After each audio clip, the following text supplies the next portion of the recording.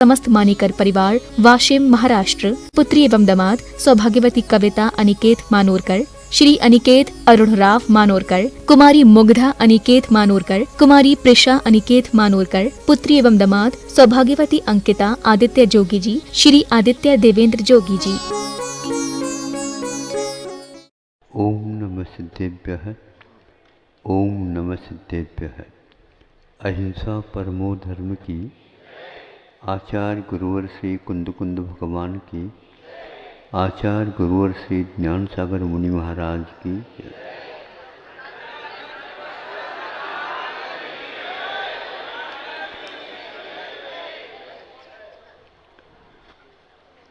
आज उत्तम त्याग धर्म है और हमने पहले से ही दशलक्षण धर्म के पर्व में त्याग धर्म को अहिंसा के लिए विशेष रूप से प्रदान किया है।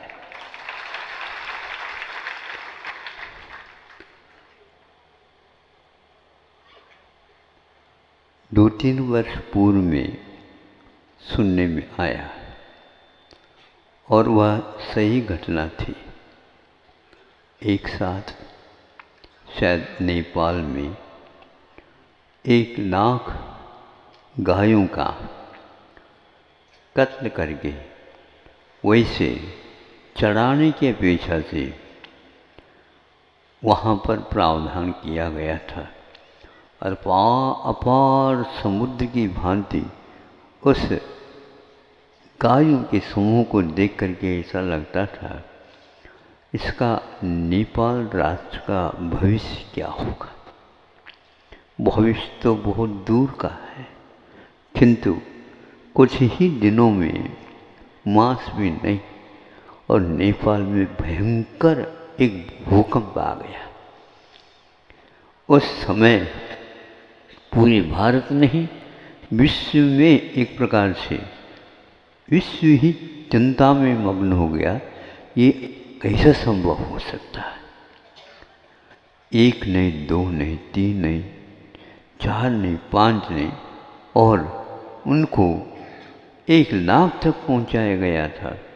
बलि देने की अपेक्षा से ये किया गया था। विज्ञान ने भी इसको अपना शोध का विषय, अनुसंधान का विषय बनाया। जैनाचार्यों ने इसके लिए पहले ही लिखा था, ये वेदना समुद्घात माना जाता। समुद्घात का अर्थ होता है पीड़ा सहन नहीं होता, किसी भी प्रकार का हो तो आत्मा के प्रदेश उसके पूरी के पूरे बाहर आने को हो जाते हैं। मौन ही इस ढंग से सब कुछ हो सकता होता है। तो ये मूक जानवरों के लिए इस प्रकार काटने से उनके जो हृदय में या शरीर में वेदना हो गई होगी उसको वो कैसे अभिव्यक्त कर सकते हैं। लेकिन उनके सारे के सारे प्रदेश बाहर फैल जाते हैं और वो अभिशाप का रूप धारण कर लेता। उनका कोई भी उनकी मांग नहीं है, किंतु वो अपना जीवन यापन करना चाहते हैं। आपसे कुछ भी नहीं मांगते। देने के लिए तो आप ही लोगों ने कहा, आप लोग उसे चारा देते हैं और अमृत पान कर लेते हैं। आपका लड़के का जीवन यहीं से प्रारंभ होता है। सब लोगों का कहना है इसके लिए दूध इस ढंग का होना चाहिए। अन्य आप वस्तुओं के उपयोग से उसको ठीक नहीं कर सकते। ऐसी स्थिति में यह भविष्य ही बताएगा आप लोगों को। तो यह संस्कृति कहाँ पर चली जाएगी। और हुआ ऐसा है, सुनने में आया। उसके बाद नेपाल के जो मुखिया, उन्होंने कहा बताते, सुनने में आया था मुझे, आगे के लिए इस प्रकार की हरकतें कभी भी नहीं होगी। ये सुन करके हमने सोचा जब अति हो जाती है तो इति हो जाती है और अथ का शुभारंभ प्रारंभ हो जाता है। नेक का पालन करने वाला राष्ट्र नेपाल कहलाएगा, क्योंकि उन्होंने अहिंसा की ओर दृष्टिपात किया। आप लोगों के जीवन में धर्म की बात सुनते सुनते तो बहुत हो गया, कुछ उसके साथ करना भी आवश्यक होता। आप सम्यक दर्शन की बात करो तो भी उसमें यह बात अवश्य आपको मिलेगी। वेदना और संवेदना, वेदना कहने से प्रतिकार के योग्य होता है, लेकिन प्रतिकार संवेदना के बिना संभव हो नहीं सकता। ये संवेदन यदि सम्यक दृष्टि अपने को मानते हैं तो क्या नहीं हो सकता। संवेदन ही एक प्रकार ऐसी अनुभूति है, हम यहाँ पर रहें, विश्व के किसी भी कोने में हो, सटकंड आगम और धौला जैसे महान सिद्धांत ग्रंथ का प्रतिपादन हो रहा है, उसमें एक स्थान पर आया, आपका ध्यान आकृष्ट करना चाहूँगा। 10 बज गया है, 10 बजा है तो वहाँ पर यह बात लिखी जाती है, जहाँ कहीं भी हो, किंतु अवश्य वे साधु अपनी साधना करते रहें और उन्हें उचित भोजन पानी का अवश्य दान मिले। इस प्रकार की भावना कौन करता है? जो जिसके पास व्रत नहीं है, ऐसे अवृत सम्यक दृष्टि भी उसको अपने ध्यान में लाता है। साधु सन्यासी अथवा जो श्रम करने वाले होते हैं तो उन्हें समय पर मिलेगा तो श्रम के माध्यम से अपना शाकाहार जीवन का, अपने जीवन का कुछ समय निकाल करके दूसरे के लिए सहयोग दे सकेंगे। वो कुछ मांगते नहीं, लेकिन मिले ऐसी भावना यहाँ से आप पहुँचा सकते हैं। ये संवेदन के माध्यम से आपकी ये तरंगे वहाँ अवश्य जाएगी और उसको सांत्वना अवश्य देगी। साधु त्याग, साधुओं के लिए दान इत्यादि के माध्यम से,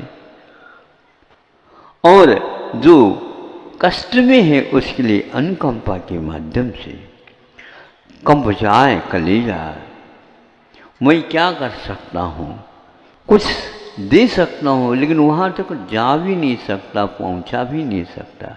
क्या कह रहे हो आप? नहीं, सबसे ज़्यादा महत्वपूर्ण क्षमता मनोवरगना के पास रहती है, ऐसा आगम का उल्लेख है।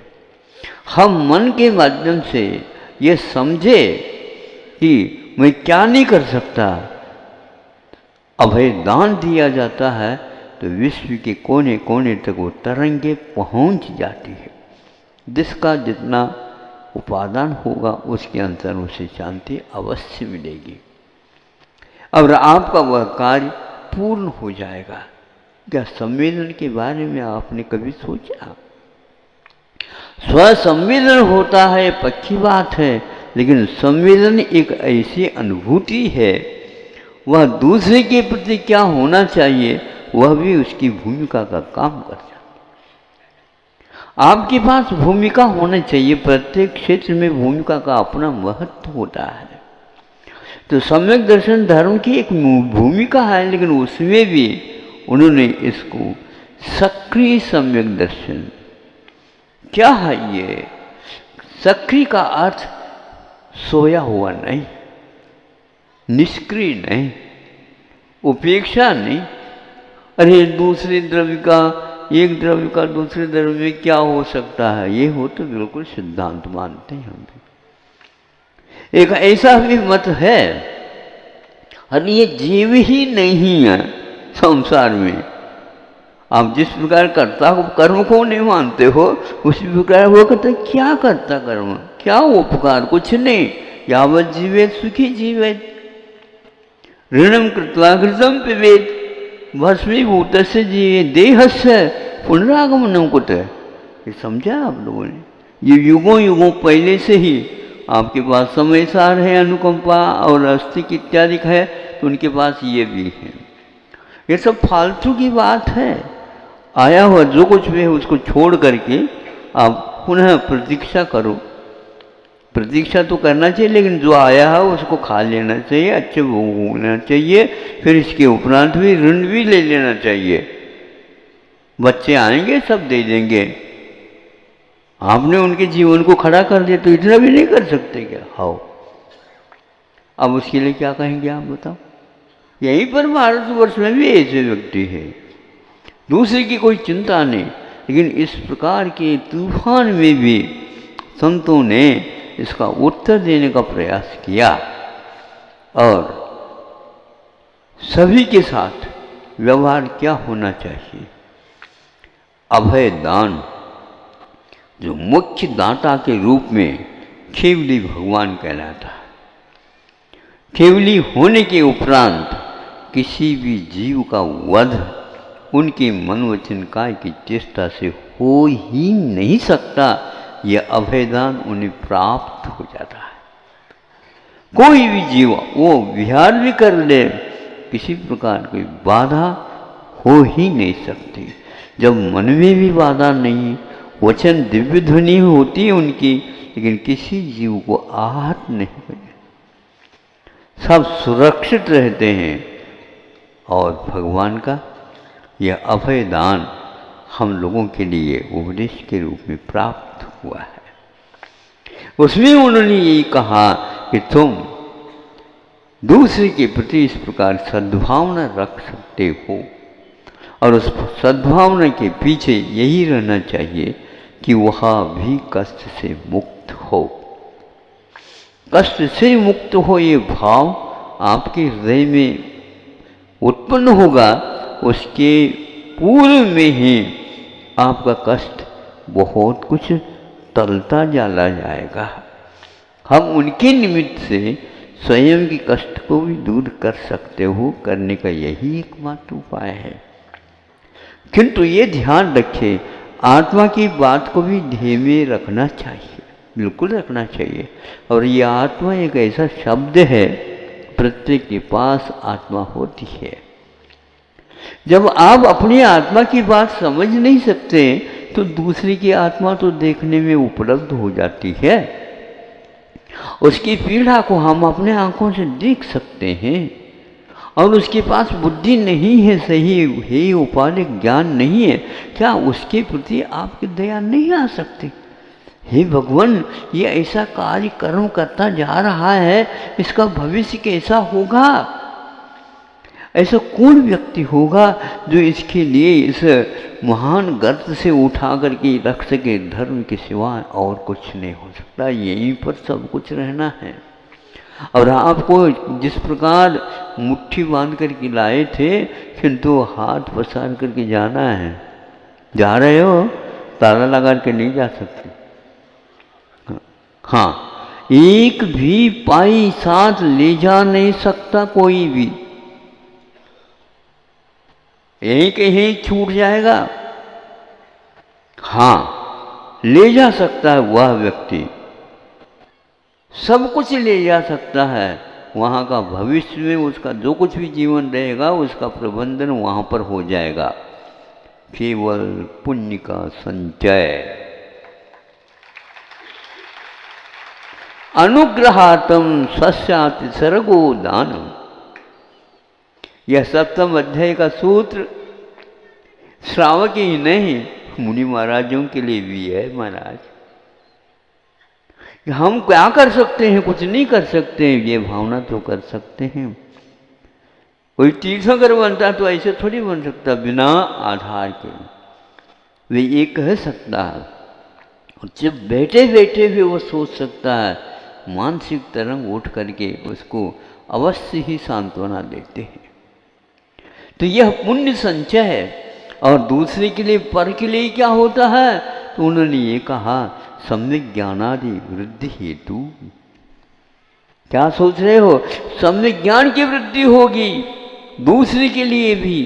जो रत्नत्रय के धारक होते हैं उनके तप में विकास हो, उनकी ज्ञान की नेत्र दृष्टि है उसमें समीचीनता और आती चली जाए, उनका जीवन बहुत ही सक्षम होता चला जाए। उनका लक्ष्य उन्होंने जो बनाया वह जल्दी जल्दी पूर्ण हो, इस प्रकार की भावना को लेकर के वह श्रावक यदि योग्य समय पर योग्य दान आदि करता है तो वह सबसे ज़्यादा कर्म की निर्जरा भी कर सकता। पाप को यदि पुण्य के रूप में परिवर्तित करना, और पुनाति आत्मानं पवित्रीक्रियते येन इति पुण्यम, यह कल ही तो आप लोगों ने सुना होगा। आत्मा जिसके द्वारा पवित्र हो जाती है। महाराज पुण्य तो पुण्य है, ये भी जड़ है, वो कर्म भी जड़, पाप भी जड़ है। हाँ, जड़ तो है, लेकिन जो व्यक्ति पंचेंद्रिय विषयों को गौण करके और केवल दूसरे की पीड़ा को दूर करने के लिए और अपनी काया को चलाने के लिए संकल्प ले लेता है, तो उसका पुण्य का संचय पाप की पूरी निर्जरा करने के लिए सक्षम हो जाता। रात दिन तुम पाप कर रहे हो, इसको दूर करने का कोई उपाय भी तो होना चाहिए। आत्मा की रक्षा कैसे कर सकोगे आप? इन्हीं भावनाओं के माध्यम से कर सकते हो। औषध दान है, अभय दान है, अन्नदान है, आश्रय दान है। ये दान क्या है? आदान नहीं, दान है। देना है, लेना नहीं है। लेकिन ये ध्यान रखो, वे महान स्वार्थी माने जाते हैं जो अपने साथ पुण्य के संचय लेकर के जा रहे हैं। तो पुण्य का संचय अगले जीवन में भी उसको बचाने वाला है। क्या बचा सकता? वो तो विषयों में ले जाएगा, ऐसा ले जा न सकता, क्योंकि उसका संकल्प है मुझे विषय नहीं चाहिए, मुझे तो केवल धर्म ध्यान की आराधना करना उसके साथ पुण्य बनता है, तो मैं उसको फेंक थोड़ी सकता हूँ।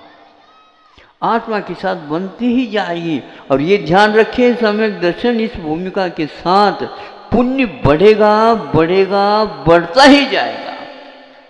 फेंक दो, फेंकने के भाव भी करोगे तो उससे चौगुना और बनेगा, वो चिपकेगा, क्योंकि आपके संकल्प के ऊपर ये निश्चित है। नहीं चाहोगे, किस लिए नहीं चाहोगे?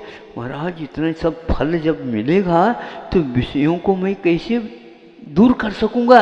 अरे विषयों से दूर कराने वाला भी वही पुण्य है।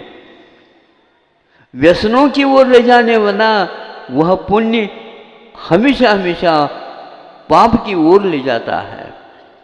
और जो दान आदि करके बदले में हमें कुछ नहीं चाहिए, सब लोग सुखी रहे, सब जीव जगत के यह भाव उसके लिए, ऐसे वस्तुओं के संयोग मिलने के उपरांत भी उसे हे दृष्टि के यानी फल के प्रति उपेक्षा भाव, ये सम्यक दृष्टि का सक्रिय सम्यक दर्शन है। ये आप अपने जीवन को सक्रिय बनाओ, निष्क्रिय बनते जा रहे हो। विषयों के लिए तो रात में भी आप छोड़ते ही नहीं। और दान इत्यादि की अपेक्षा से दान करने वाला व्यक्ति एक प्रकार से दान नहीं कर रहा है, अपने भीतर का स्व का वह एक प्रकार से कल्याण भी उसके साथ कर रहा है। दूसरे के लिए वह लागू हो या न हो, किंतु अपना तो उस क्षण वो हो ही रहा है, क्योंकि अशुभ कर्म की निर्जरा के लिए गृहस्थों के पास और कोई भी उपाय है ही नहीं। एक समय था, महाराज ये कौन चाहता, अब चाहता तो कोई नहीं, लेकिन यह शास्त्रों में लिखा है कहीं न कहीं से तो प्रारंभ तो करना होगा। जब नेपाल जैसे बलि चढ़ाने वाला देश लाखों का अनुभव प्रति वर्ष करता था और उसका उन्होंने त्याग कर दिया, तो कितना बड़ा ये, क्योंकि इस प्रकार का अनुभव होता है तो जो कोई भी वह देखते दृश्य को वह रहा नहीं जाता। तो ऐसा आप लोग सक्रिय हो जाइए दान आदि के क्षेत्र में, किंतु यहाँ दूसरे के आंसुओं को पहुँचने से अपने आंखों में पानी आता ही नहीं कभी।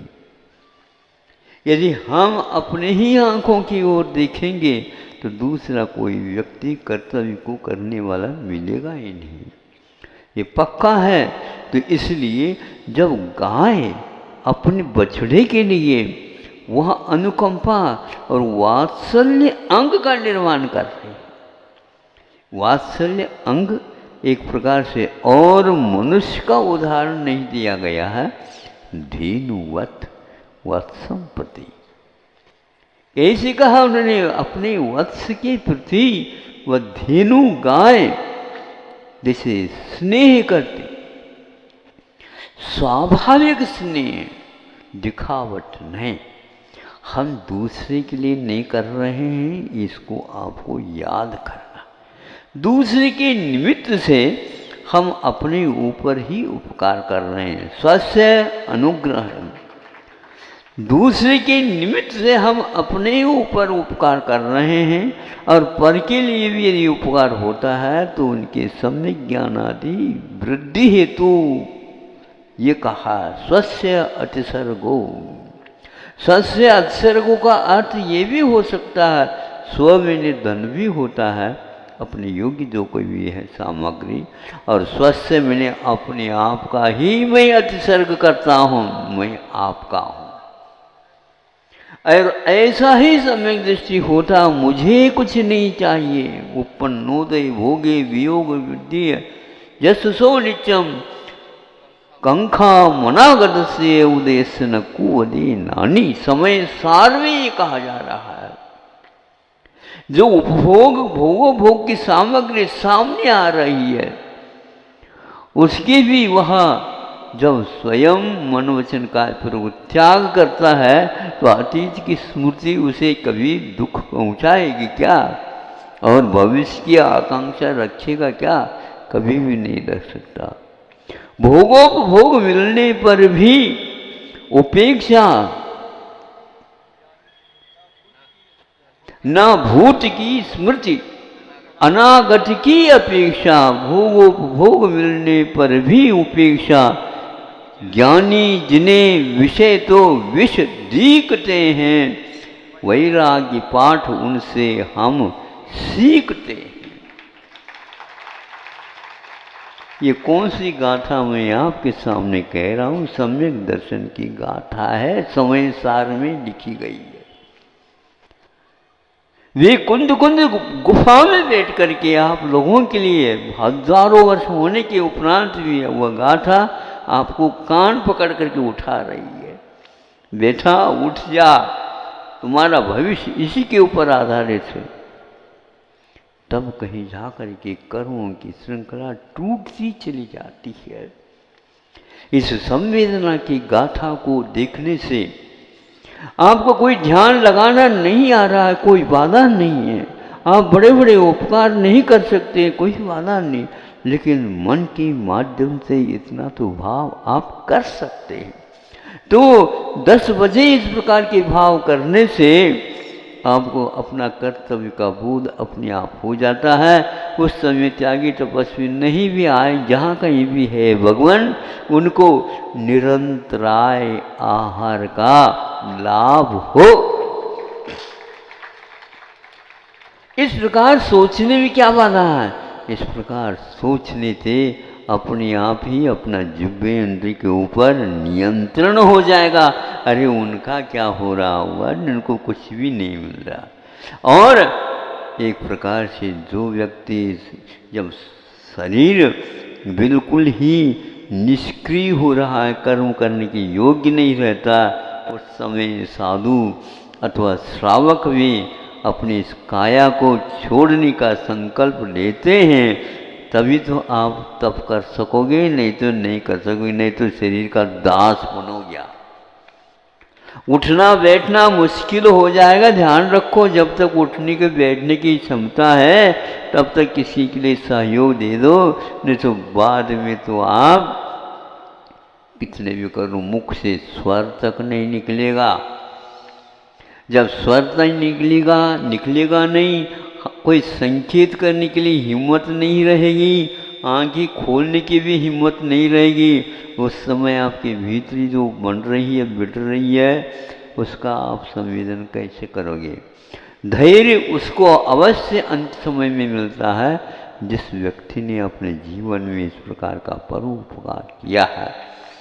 बाहुबली भगवान को आप देखो कैसे है कि वो दूसरे यदि 6 महीने का उपवास कर सकते हैं उनके पिताजी, तो ये 1 वर्ष तक खड़े रहे, बैठे ही नहीं, आहार के लिए उठना ही नहीं, और उनको केवल ज्ञान हो गया। पढ़ते हैं, मिलता है।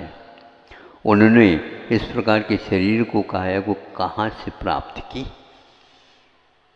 पहले प्राप्त शरीर के माध्यम से कुछ किया था। उन्होंने अतीत काल में अनेक धर्मात्माओं की शारीरिक श्रम को, दुख को दूर करने का उपाय औषध दान इत्यादि के माध्यम से किया। तो इस जीवन में उनको उस औषध दान का फल उत्तम संहरण और कामदेव की काया, किंतु चक्रवर्ती को भी हराने की क्षमता जिस काया में थी, और वहाँ वैराग्य की ओर चले गए। चक्रवर्ती फिर भी चक्ररत्न की ही वांछा के पीछे और हजारों वर्ष वहीं पर रह गए। तब कहीं जाकर के भरत की मूर्ति नहीं है, वो कामदेव की मूर्ति है, बाहुबली। और आप जाते हो और वहाँ पर देखते हो आज वह बालकवत दिखते हैं। तीर्थंकरों के बाद यदि कोई मनोज्ञ शरीर मिलता है तो ऐसा मिलता। इस काया को विषयों में न लगा करके आप विषयातीत बनने का उपाय करते हो, तो 8 अंग रखे हैं एक एक सम्यक दर्शन के, और उसमें वात्सल्य अंग रखा है। आपका योगदान सामने वाले व्यक्ति के विरुद्ध जो सम्यक दृष्टि है उसी के प्रति नहीं होता, किंतु जिसको दृष्टि प्राप्त नहीं है उसको दृष्टि मिले ऐसे ढूंढ करके उसका उपाय किया जाता है। आज जो है एक स्थान पर चिकित्सा हो रही है, किंतु ऐसी चिकित्सा नहीं थी पहले। वहाँ वैद्य लोग घर घर चले जाते थे, पूछताछ करते थे, गांव तक चले जाते थे।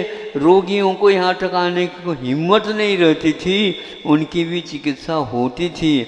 आज चिकित्सा की दशा ऐसी बन गई है, हम उसका वर्णन नहीं कर सकते। केवल पैसा पैसा पैसा इस प्रकार कर करके आज कोई भी एमडी बन नहीं सकता। बनता है तो भी वह अपना उद्देश्य को धर्ममय नहीं बना सकता।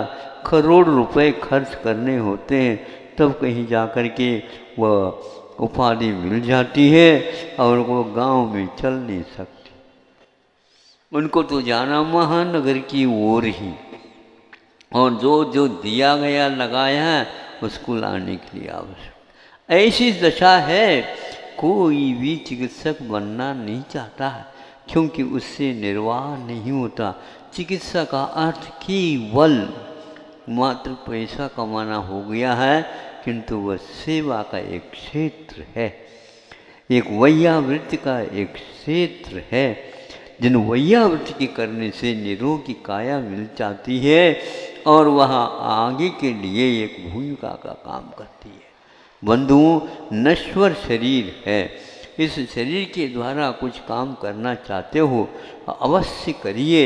और यह वह समय है जो 8-10 व्यक्ति पहले खड़े हुए थे, हाँ आज कहाँ कहाँ तक आप लोगों ने संख्या पहुँचा दी। हजारों हजारों पशुओं का संरक्षण आप लोगों के सात्विक मन वचन काय और धन का ये परिणाम है। धन तो एकमात्र औपचारिक है, चौथा उसको मैं साधन मानता हूँ, लेकिन आपके मन के माध्यम से यदि कार्य हो रहा है उज्जवल भाव के साथ, उसका कोई भी मूल्य मैं आँक नहीं सकता। जब आपको महान स्वार्थी है, आप लोग कमाने के बाद साधन मिल गए आपको, ऐसा साधन ढूंढने से भी आप लोगों को नहीं मिलने वाला है। जो एक थोड़ी सी करने के लिए भी उनके पास भावना नहीं थी, आज ऐसे व्यक्ति भी हैं, एक एक व्यक्ति एक एक जो है गौशाला का निर्वाह कर रहा है। ये एक बहुत ही अच्छी बात है, लेकिन ध्यान रखना इसमें कहीं दाग न लग जाए। हमारे लिए ये मिल जाए, इसके बदले में ये मिल जाए, इसके बदले में ये मिल जाए, तो आपकी वो वहीं तक सीमा रह जाएगी।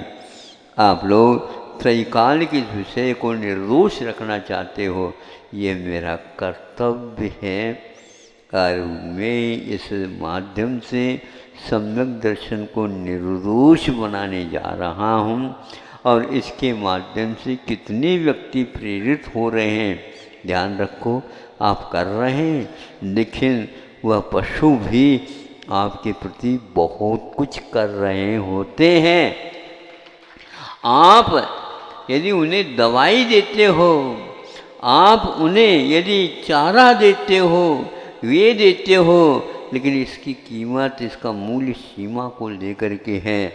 जब आपके प्रति वो करुणावान होकर के भाव व्यक्त करते हैं, उसका नाम दुआ कहलाता है। और उस दुआ के माध्यम से आपका भविष्य अवश्य उज्ज्वल होगा, इसमें कोई संदेह नहीं। वो बोल नहीं पा रहे हैं और वो बोल बहुत अनमोल है, ध्यान रखो। आँखों में से थोड़े दो आंसू की बूंद भी आती हैं, वो भी कुछ बोलते हैं। उसको देखने से भी ये ज्ञात हो जाता है कि करुणा, संवेदना क्या वस्तु है, कर्तव्य क्या वस्तु है। हमें अपने सम्यक दर्शन को सक्रिय बनाना है, जिसके माध्यम से हमारी भूमिका हमेशा बनी रहेगी और आपकी गति परिवर्तित भले ही हो जाए, लेकिन जैसे यहाँ पर आपको जीवन मिला उससे भी कई गुना वहाँ पर जाकर के आपको यह धार्मिक वातावरण मिलेगा। साक्षात तीर्थंकरों के दर्शन करने के सौभाग्य आपको मिलने वाला, अवश्य मिलेगा। बाकी इसमें कोई संदेह नहीं है, क्योंकि ऐसा सम्यक दर्शन रखने वाला व्यक्ति देव ही होता, भले ही वह वृत्ति नहीं बना तो भी पक्का है, सिद्धांत में लिखा हुआ वह सम्यक दृष्टि बनेगा, है तो अवश्य ही स्वर्ग ही जाएगा। स्वर्ग को भी उन्होंने स्वर्ग मार्ग कहा है, सन्मार्ग है वो भी, क्योंकि कल्पवासी देव सम्यक दृष्टि को ही प्राप्त होता है और किसी को नहीं। सम्यक दृष्टि हो और भौनत्रिक में चले जाए संभव ही नहीं, सम्यक दृष्टि हो और तिर्यंच हो जाए संभव ही नहीं, सम्यक दृष्टि हो और यदि यहाँ से मनुष्य बनता है तो भी वो संभव नहीं। आपको दिव्य काया ही मिलेगी। हाँ, कुछ एक्सेशन अपवाद होते हैं, तो पहले आपने आयु का द्वार बंद किया हो तो वहाँ उस समय छूट हो जाती है, नहीं तो नहीं। और डायरेक्ट वहाँ से जाते ही आपका प्रारंभ हो जाता कार्य, मैं कहाँ से आया हूँ और कहाँ से नहीं, मेरा वो सब कहाँ चला गया, स्मरण हुआ था। मैं तो मुनि था, मैं तो श्रावक था, मुझे तो वो करना था, मुझे तो ये करना था, मुझे तो भगवान मिला हूँ कहाँ से। अरे इसीलिए तो हम हाथ जोड़ करके खड़े हैं। कहाँ है भगवान? आप चिंता न करो, हमारी सेवा को स्वीकार कर लो। तुम कौन हो? जो आपके लिए मैं प्रतीक्षा कर रहा हूँ। नहीं समझे? मैं आपकी जीवन पर्यंत सेवा करूँगा, क्योंकि आपने उन पशुओं की सेवा करके आए। और हम आपको छोड़ नहीं सकते कि करोड़ों देवी देवताएं आपके लिए हाथ जोड़ देते हैं, मुझे ये नहीं चाहिए। हम भी ऐसे कहते थे। अब आपको यहाँ से जाना होगा ही नहीं, हम आपको छोड़ ही नहीं सकते, क्योंकि हमने पहले से ठान लिया था ऐसा कौन स्वामी होगा जो जिनके हम सेवा करेंगे, उनके साथ रहेंगे, अगली पर्याय में हमें भी इसी प्रकार गारंटेड है, ये पक्का है। तो उसको सर्वप्रथम विधि आदि में ले जा करके प्रभु के दर्शन कराते हैं, तब वह कार्यक्रम प्रारंभ होता। जैसे अभी सुन रहे हो उसी प्रकार समूह शरण में आपकी सीट रिजर्व चाहिए, टिकट चाहिए, पक्का मिलेगा, बिल्कुल पक्का मिलेगा। वहाँ पर कोई दूसरा व्यक्ति बैठ नहीं सकेगा, ऐसी सीटें हैं वहाँ पर, धन्य हैं। और वो समूह शरण में दिव्य ध्वनि खिलती रहती है। वहाँ पर त्रियंची को कोठी में गाय भी बैठी है, वहीं पर सिंह भी बैठा है, नरसिंह ही अब सिंह बना है। अब सोचो विचार करो, किंतु गैया के साथ वह अपना सक्रिय योगदान दे रहा है। हमें अज्ञान था, हम आपस में आपको एक दूसरे को खा लिया, पी लिया, अपना जीवन चलाया, ये बहुत अन्याय हुआ। आज आंखें खुल गई और प्रभु कह रहे हैं कि इसके भीतर भी आप जैसे ही आत्मा हैं। एक व्यक्ति बड़ा सेठ है, एक गरीब है, लेकिन भीतरी आत्मा तो एक है। एक है क्या नहीं? एक यदि नहीं होती तो स्मशान घाट दो कैसे बनते बता?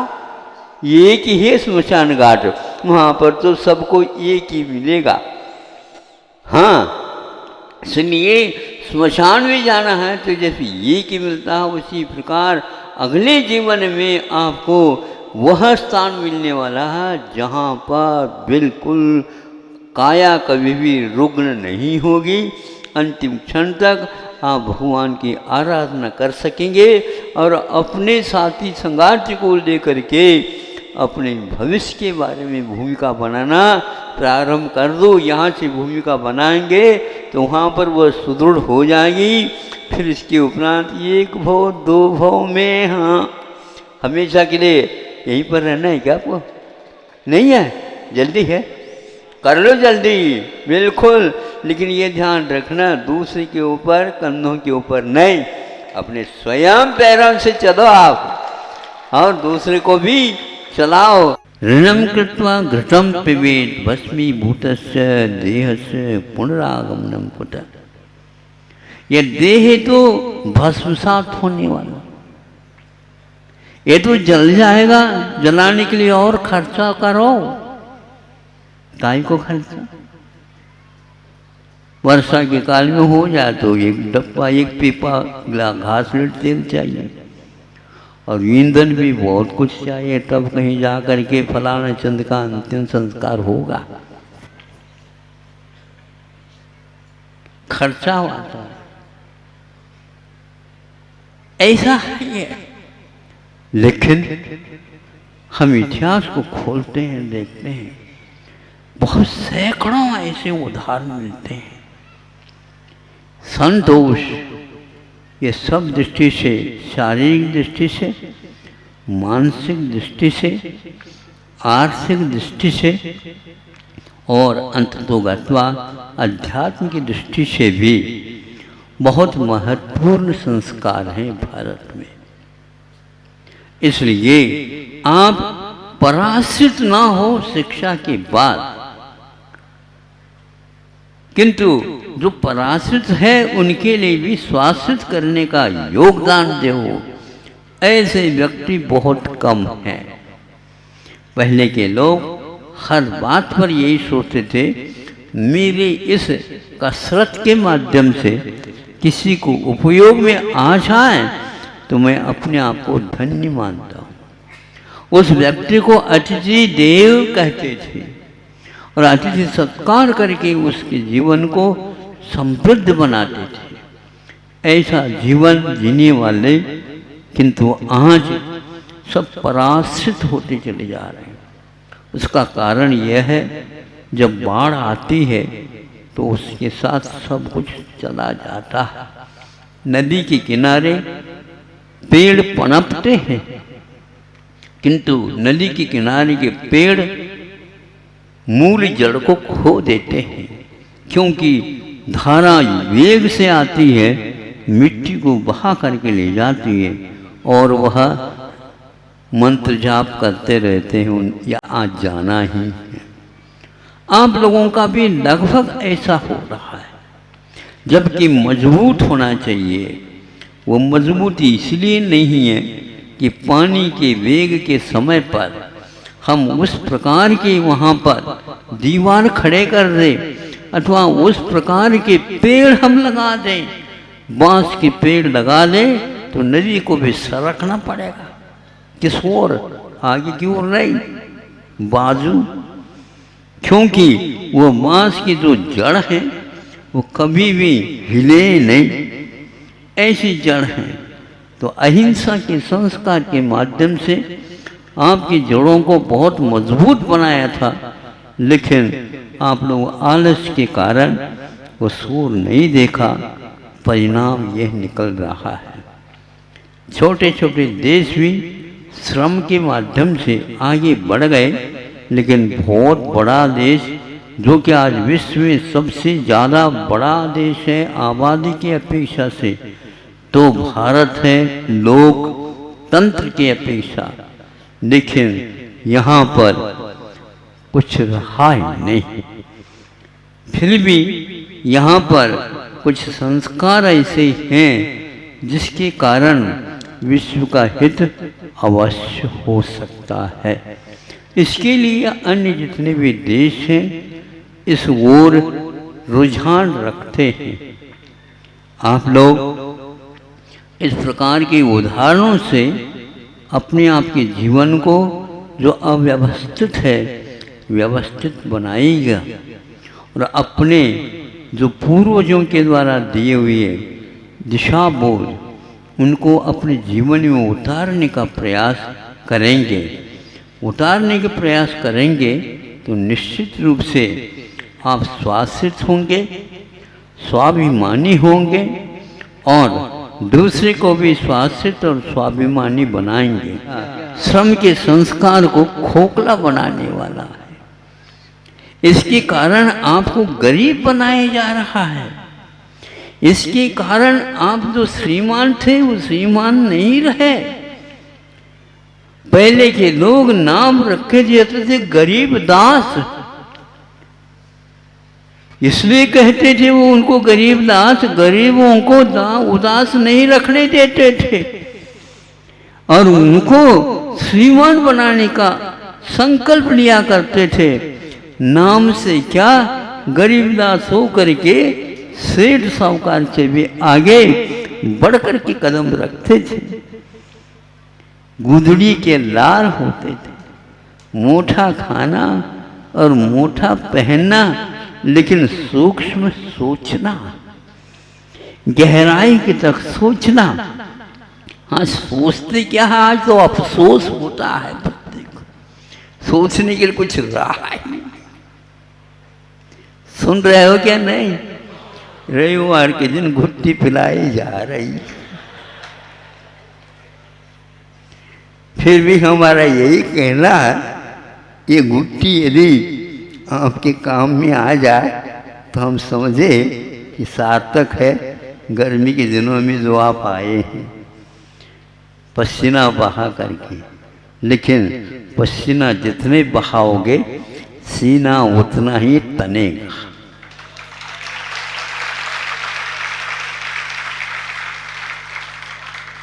बड़े बड़े सेठ साहूकार हो करके भी अपनी संतान को दुकान में बैठने नहीं देते थे। सुनते हो?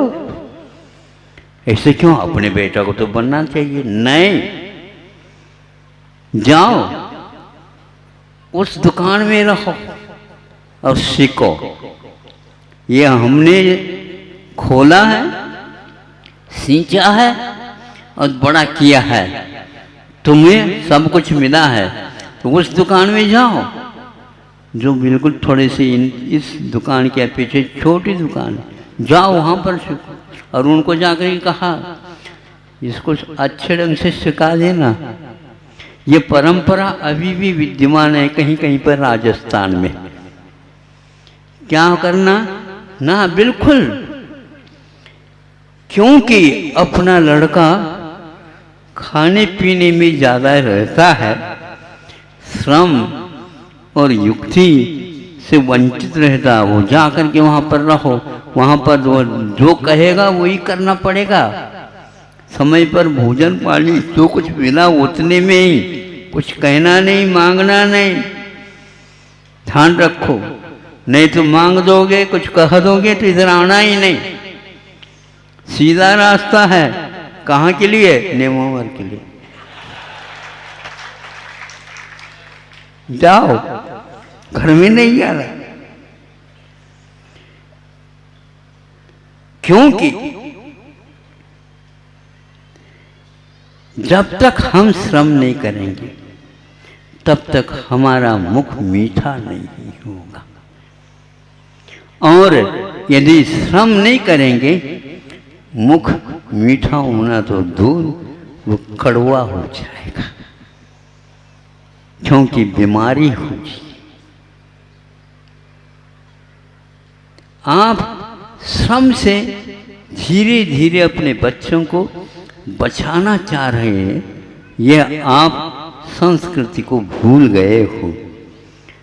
आज भी राजस्थान में ये परंपरा है, गुरुजी के मुख से ये सुना था, ये ऐसा ही किया जाता है। ऐसे रहो धका धनी के खाओ, एक दिन ऐसा आएगा आप धनी हो जाओ। धक्का लग जाए तो कोई बात नहीं, धक्का लगने से ही मालूम पड़ता है, संयत होता है। इधर उधर धक्का लग जाए तो अपने आप ही मालूम पड़ेगा कि हाँ इसे धक्का लगेगा, तभी हमारी दृष्टि जागृत होगी, अन्यथा हम इस मुख्य को खो देंगे। ऐसे विद्वान पहले होते थे जो स्वाध्यायशील होते थे, और उनकी जीवनचर्या के माध्यम से कईयों को पाठ मिलता था। आप लोग इस प्रकार के व्यक्तियों की संगति से दूर मत रहना, और जो इस प्रकार के संगतियों से दूर रहता है वह व्यक्ति दुर्लभ वस्तु को भी काक को उड़ाने के लिए रत्न का प्रयोग करता, फेंक करके उड़ा देता है। तो उड़ा करके वह ले तो जाएगा, लेकिन आपके पास जो था रत्न वो भी हाथ से निकल गया। बहुत कुछ निकल गया, निकल गया, निकल गया। आलस के कारण, अज्ञान के कारण, ना समझ के कारण। किंतु अब तो उसको दुर्लभ की कोटि में रख करके अगले जीवन की भूमिका के रूप में ऐसा बोवो जो निश्चित रूप से सहस्र गुणित फल देता है। किसान को गंवार कह देते हैं सभी लोग। जो व्यक्ति, अब मैं पूछना चाहता हूँ, आप दुकान में कितने प्रतिशत मुनाफा लेते हो बिना चोरी किए? बताओ। 10% हो जाए तो बहुत हो जाए, हो गया। आप गंवार से भी गंवार, बिल्कुल आप अभी भी प्रतिशत के रूप में जी रहे हो, प्रतिशत के रूप में जी रहे हैं। 10 रुपये आप कमाते तो प्रतिशत हो गया, और 10 क्या वस्तु है। किसान गंवार नहीं है। 1 किलो बूथा है तो बोलो कितने गुना निकालता है।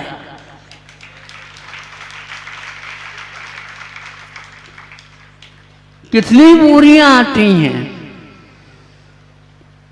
मुट्ठी भर डाला अरे वो भी, अरे जो धान था उसको भी मिट्टी में फेंक रहा, ओ फेंक रहा, फेंक नहीं रहा।